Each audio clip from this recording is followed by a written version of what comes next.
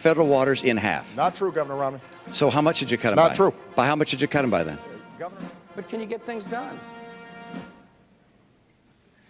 And I believe I can. All right. It's just awfully good that someone with the temperament of Donald Trump is not in charge of the law in our country. Because you'd be in jail. Secretary Clinton.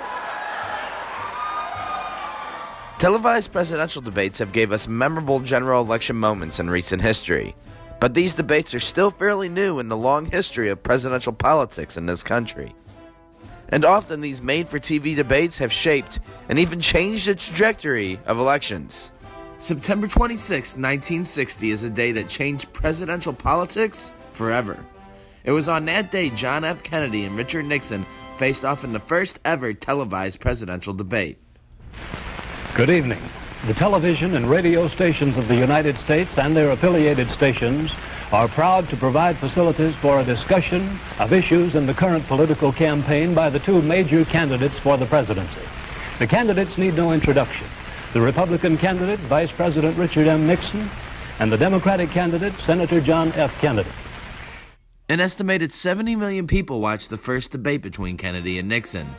And throughout the 4 debates that took place that year, many felt Kennedy looked more calm and collected, and he also looked directly into the camera, appearing to talk to the American people, something Nixon was not as good at.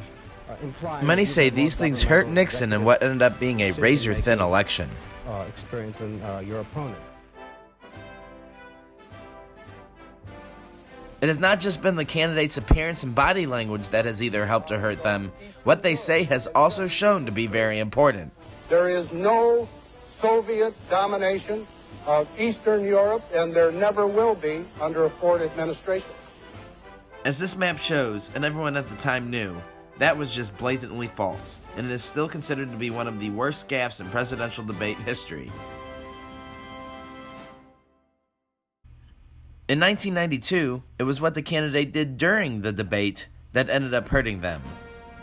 During a town hall-style debate, the incumbent president, George H.W. Bush, kept checking his watch. I have a question right here.